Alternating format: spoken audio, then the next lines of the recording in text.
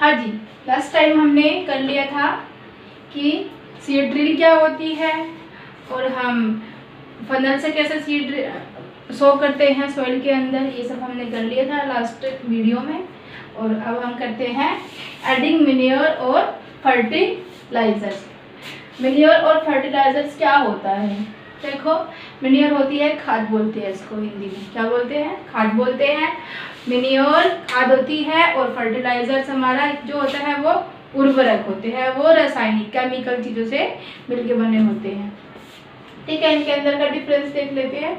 पहले तो देखते हैं कि ये होते क्या है। ठीक है, manures are fertilizers, manures and fertilizers are the substance that are added to the soil increase their fertility। जब हम सॉइल के अंदर किसी चीज़ को डालते हैं ताकि क्रॉप की अच्छी फर्टिलिटी हो सके, अच्छी उसमें उपज हो सके क्रॉप की, तो उसके लिए हम क्या यूज़ करते हैं?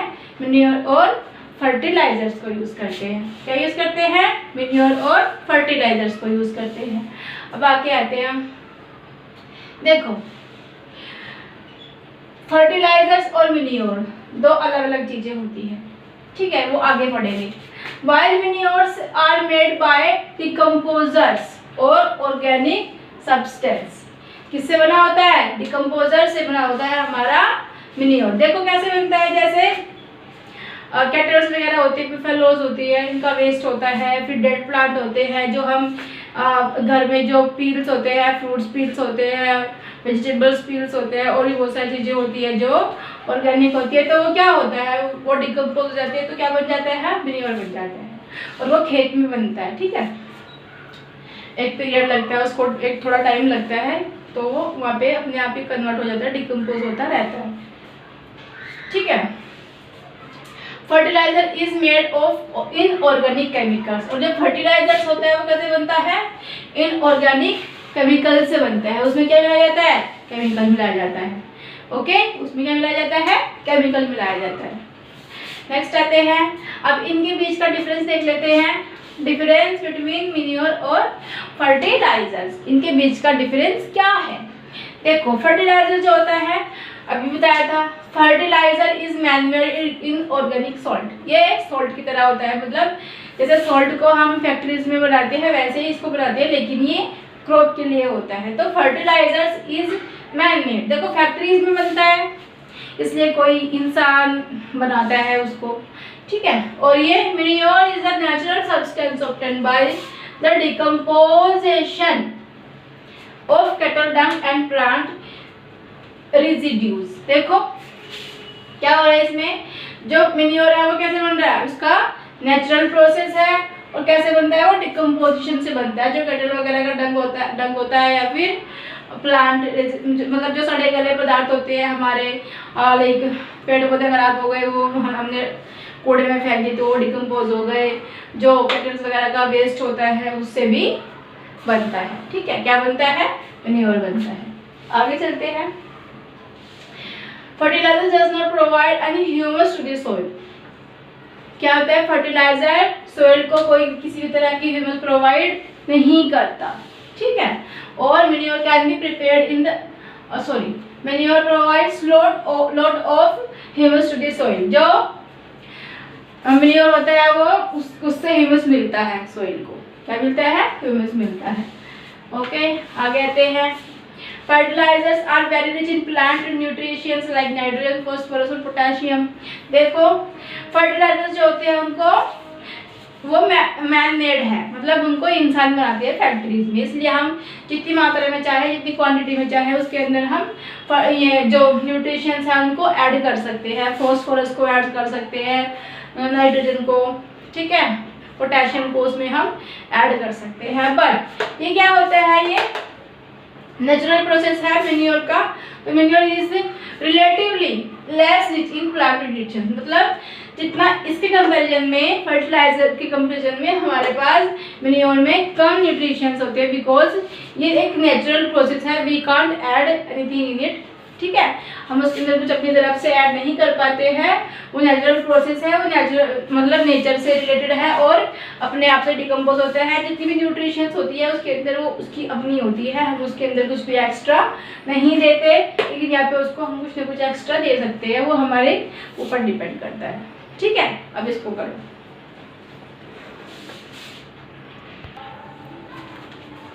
हाँ जी, अब हम बात करते हैं एडवांटेजेस ऑफ मेन्योर की उनके क्या फायदे हैं, मेन्योर के क्या क्या फायदे हैं। देखो, the organic manure is considered better than fertilizers. जो हमारे मेन्योर्स होते हैं वो क्या होता है, फर्टिलाइजर से अच्छे होते हैं। क्यों होते हैं? देखो, ऑर्गेनिक मेन्योर को अगर हम एनवायरनमेंट की बात करते हैं तो फर्टिलाइजर्स, जो फर्टिलाइजर होते हैं वो नुकसान देते हैं हमारी सॉइल को, और हमारे जो मेन्योर्स होते हैं वो अच्छे होते हैं क्योंकि इको फ्रेंडली होते हैं, और इसीलिए उनको फर्टिलाइजर से बेटर कहा जाता है। क्या कहा जाता है? फर्टिलाइजर से बेटर कहा जाता है क्योंकि ये इको फ्रेंडली होते हैं।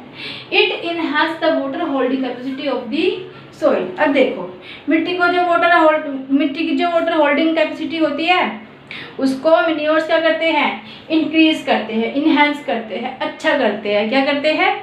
अच्छा करते हैं। उसकी वाटर होल्डिंग कैपेसिटी अच्छी होती है और उसको बढ़ा देते हैं। मेन्योर्स क्या करते हैं? वाटर होल्डिंग कैपेसिटी को बढ़ा देते हैं। जो सॉइल की वाटर होल्डिंग कैपेसिटी होती है उसको क्या करते हैं? बढ़ा देते हैं। ठीक है। और जो प्लांट है, देखो, जब अगर वाटर होल्ड नहीं करेगी तो जो प्लांट है उसे वाटर नहीं मिलेगा। कैसे मिलेगा उसे वाटर? जब वो होल्ड ही नहीं करेगी। जब सॉइल ही होल्ड नहीं कर रही है तो प्लांट कैसे मिलेगा? देखो, जैसे ये प्लांट है, ठीक है, यहाँ पे प्लांट लगा हुआ है और ये सॉइल है सारी। ओके, सॉइल है। देखिए, सॉइल ही वाटर को होल्ड नहीं करेगी तो इसकी रूट्स यहाँ पे तो फिर हमारे बताओ प्लांट को कैसे वाटर मिलेगा? कैसे मिलेगा वाटर? है ना, समझ रहे हो ये बात? कैसे वाटर मिलेगा? तो जो मेन्योर होते हैं वो सॉइल की वाटर होल्डिंग कैपेसिटी को बढ़ा देते हैं। क्या करते हैं? वाटर होल्डिंग कैपेसिटी को इंक्रीज कर देते हैं। It makes the soil porous due to which exchange of gases is easy. देखो, क्या होता है कि जो मेन्योर होते हैं वो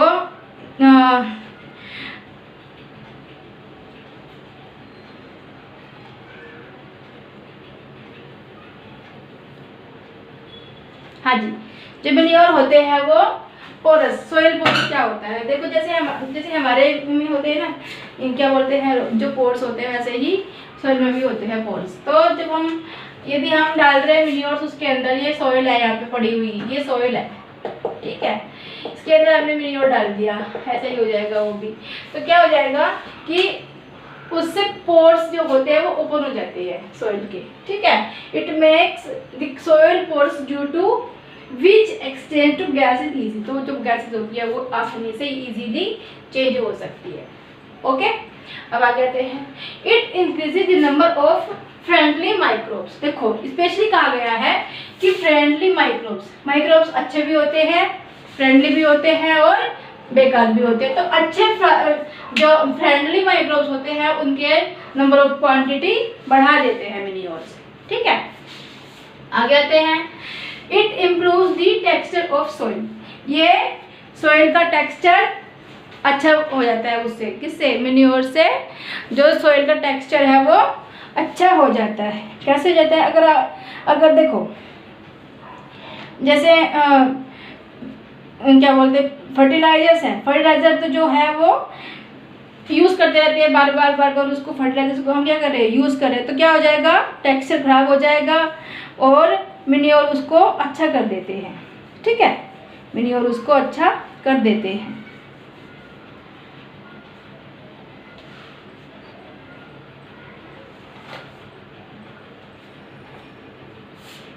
ओके, अब आगे आते हैं डिसएडवांटेजेस ऑफ फर्टिलाइजर्स। फर्टिलाइजर से क्या क्या नुकसान हो सकते हैं? क्या हो सकते हैं? Excessive use of fertilizers can cause pollution.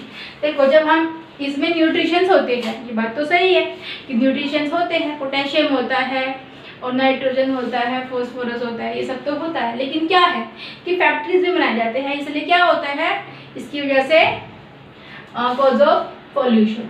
ठीक है, आगे आते हैं। It can also change pH of the soil in certain rare cases. कई केसेस में ऐसा होता है कि ये सॉइल का पीएच ही चेंज कर देता है। देखो एक सॉइल की भी एक स्केल होती है जिसको उसके पीएच का पता चलता है कि इसका पीएच इतने है, पीएच स्केल होती है सॉइल की भी।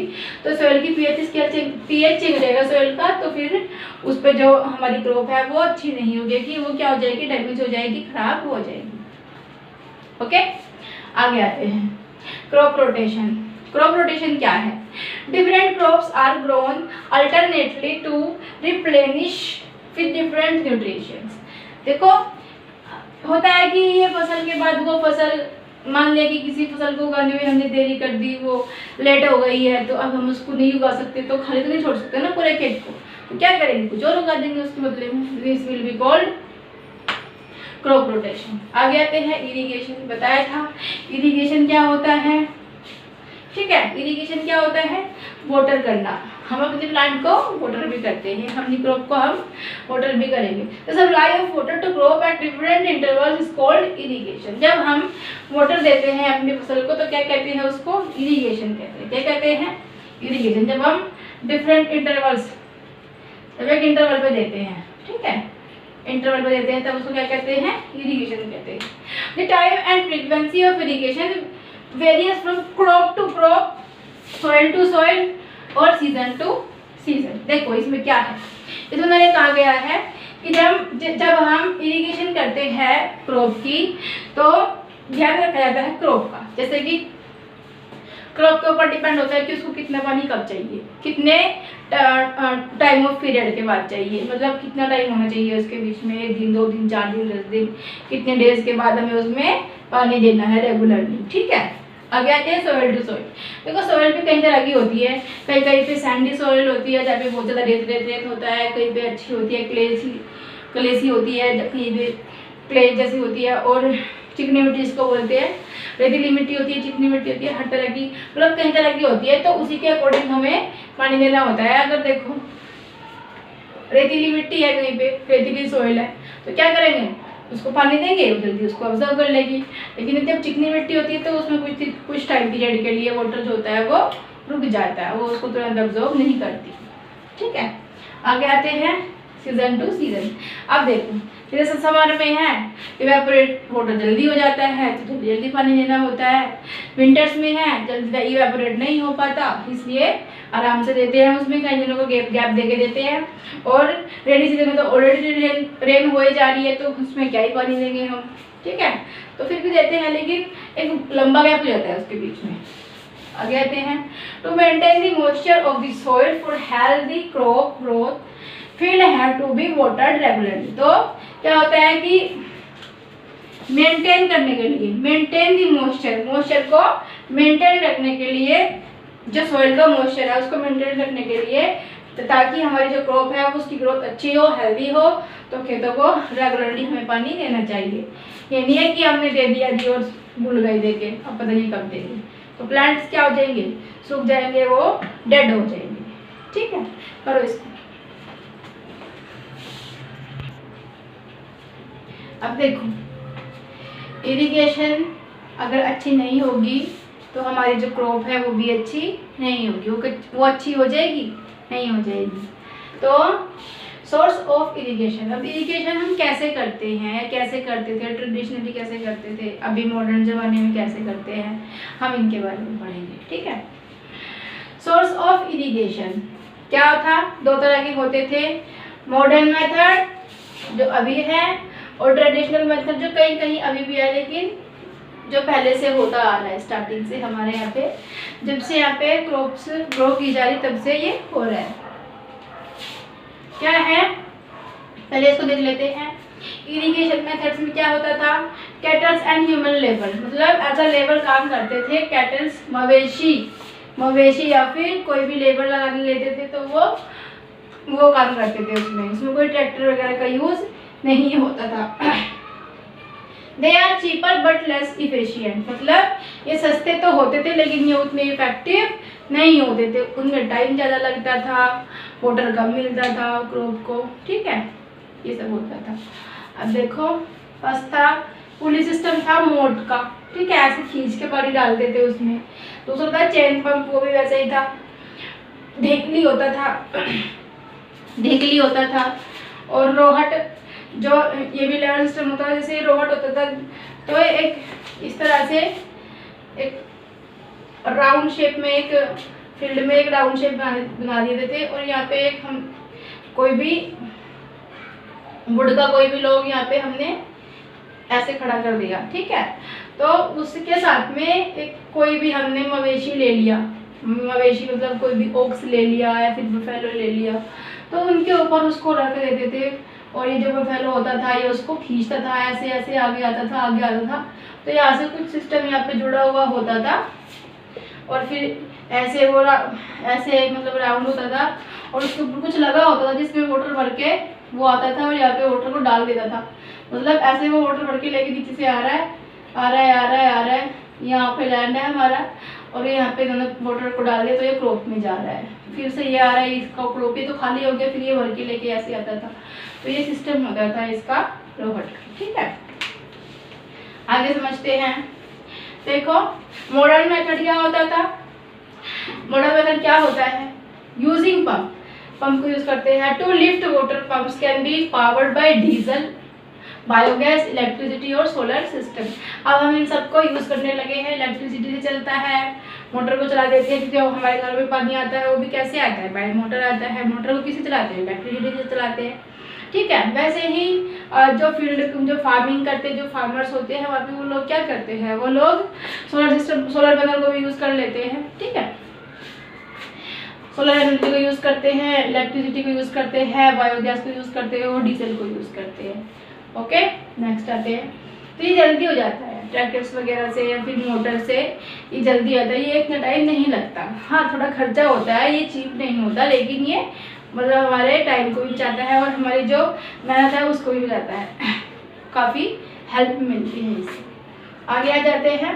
दे are best for saving water, जो ये होते हैं ये सेविंग वाटर के बहुत अच्छे मतलब सोर्सेज होते हैं। जैसे two main irrigation methods in use today are, देखो क्या क्या यूज हो रहा है आजकल होता है ना कि एक ऐसे पंप सा होता है और ये कहीं से पानी लेके आ रहा होता है, एक पाइप होता है, ये कहीं से पानी लेके आ रहा होता है, यहाँ से ये बिल्कुल बंद होता है और यहाँ पे कुछ ऐसा सिस्टम बना होता है इसका। तो ये ऐसे ऐसे ऐसे पार्क वगैरह में देखा होगा ना तुम लोगों ने, जो रखा रहता है तो ऐसे स्प्रिंकल करते रहता है वाटर को, क्या बोलते हैं उसको, स्प्रिंकलर सिस्टम। क्या बोलते हैं, स्प्रिंकलर सिस्टम बोलते हैं।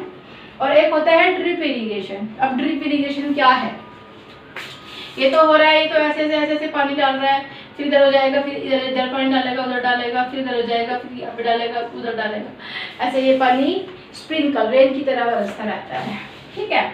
और एक मेथड होता है जी ड्रिप इरिगेशन का। अब ड्रिप इरिगेशन क्या है, मान लो कि यहाँ पे प्लांट लगा हुआ है इस तरह से, ठीक है, कोई प्लांट है, फिर यहाँ पे कोई प्लांट लगा हुआ है, फिर यहाँ पे कोई, मतलब इस तरह से बहुत सारे प्लांट लगे हुए हैं, बहुत सारे होते हैं वहाँ पे।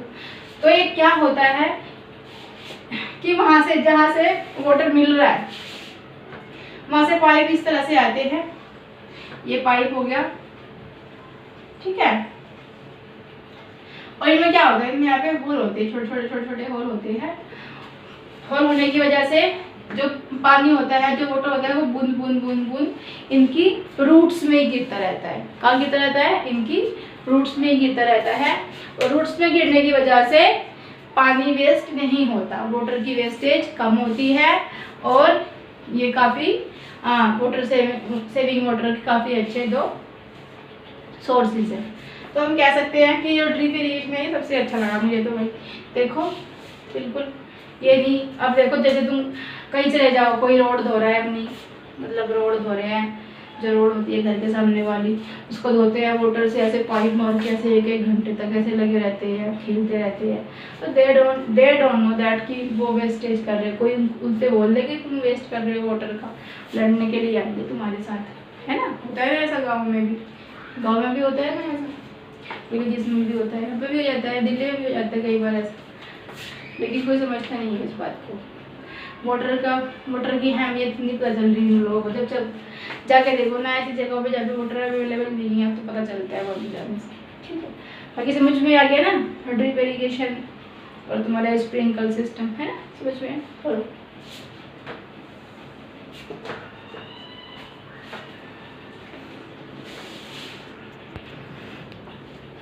देखो जी, कर लिया था कि क्या क्या होते हैं, दो तरह के होते हैं, स्प्रिंकलर और क्या होता है, ड्रिप इरिगेशन।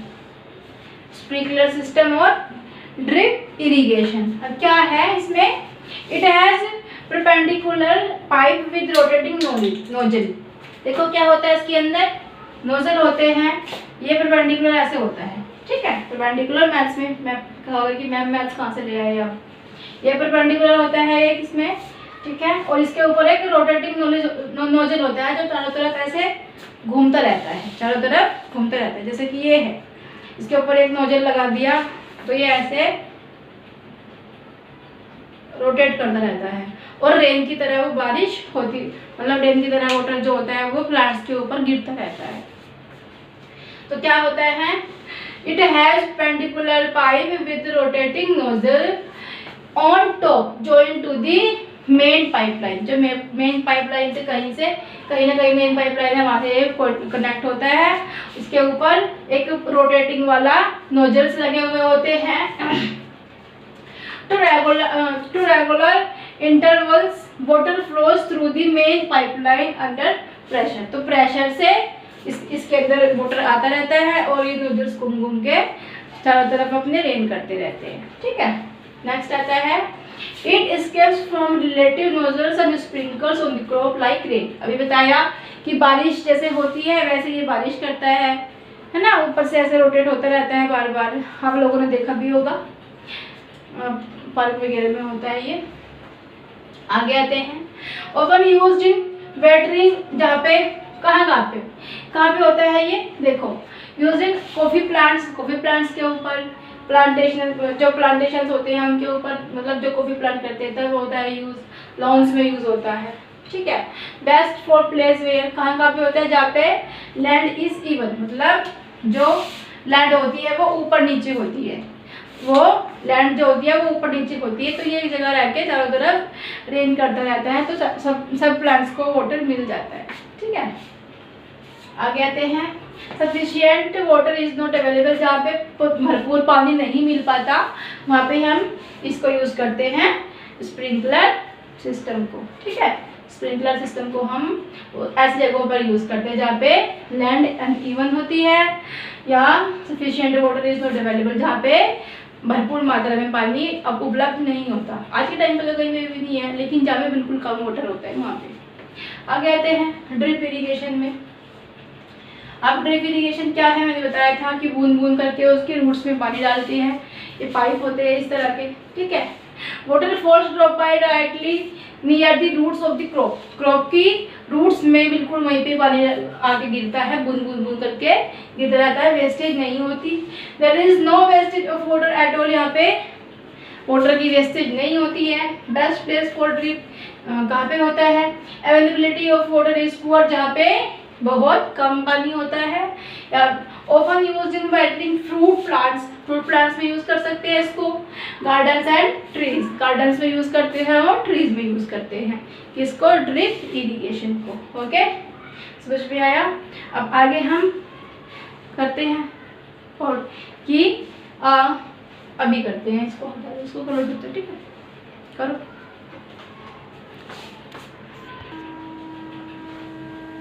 देखो जी, लास्ट ये आता है अब हमारा, how does over irrigation harmful for crop production, कि क्रॉप प्रोडक्शन के लिए ओवर इरिगेशन हार्मफुल कैसे है क्रॉप प्रोडक्शन के लिए। ठीक है, अगर ज़्यादा हम उसको पानी दे देंगे तो क्या हो जाएगा। ओके, तो क्या हो जाएगा, देखो like irregular or under irrigation excessive water can also damage the crop। क्या हो सकता है, डैमेज कर सकता है। ठीक है, क्या हो सकता है, ओवर इरिगेशन का मतलब देखो क्या है, ओवर इरिगेशन का मतलब होता है ज़्यादा, जब हम ज़्यादा पानी देते हैं। और अंडर इरिगेशन का मतलब क्या है, जब हम कम पानी देते हैं। और इर्रेगुलर का मतलब क्या है, इर्रेगुलर का मतलब क्या है, कभी दे दिया कभी नहीं दे दिया, रेगुलर नहीं दिया, ठीक है, एक स्पेस नहीं रखा टाइम के बीच में, ठीक है। तो क्या, लाइक इरेगुलर और under irrigation excessive water can also damage the crop. जब हम ज़्यादा पानी देंगे, कम देंगे या कभी कभी देंगे तो क्या हो जाएगी, हमारी क्रॉप डैमेज हो जाएगी। क्या हो जाएगा, हमारी क्रॉप डैमेज हो जाएगी। Seeds do not germinate properly as they do not get sufficient air to respire. तो क्या हो जाएगा कि हमारे जो पौधे हैं, एयर पास नहीं होगी, रेस्पिरेशन नहीं होगी, और क्या होगा, हमारे जो सीड्स हैं वो जर्मिनेट नहीं होंगे। सीड्स जर्मिनेट नहीं होंगे क्योंकि उनको एयर नहीं मिलेगी, ठीक है। बहुत सारा पानी होगा तो एयर कैसे मिलेगी, ठीक है। तो क्या, रेस्पिरेशन नहीं कर पाएंगे। आगे देख लेते हैं। Roots do not grow properly due to lack of proper soil aeration. Space नहीं मिलेगा सांस लेने के लिए रूट्स को, क्या हो जाएगा, रूट्स डू नॉट ग्रो, नहीं उगेगी, ठीक है, प्रॉपरली नहीं उगेगी due to lack of proper soil aeration, क्योंकि उसको एरिएशन नहीं मिलेगा, प्रॉपर सांस नहीं लेने के लिए उसको जगह स्पेस नहीं मिलेगा, इसलिए वो नहीं कर पाएगी। चलो आज के लिए इतना ही, बाकी कल करते हैं। कल नेक्स्ट टॉपिक करेंगे इसका हम, वीड्स का, कि वीड्स क्या है, वीडिंग क्या होती है, ठीक है, वीड्स कहाँ से आते हैं, कैसे आते हैं, क्या होता है, but in the next video. Thank you.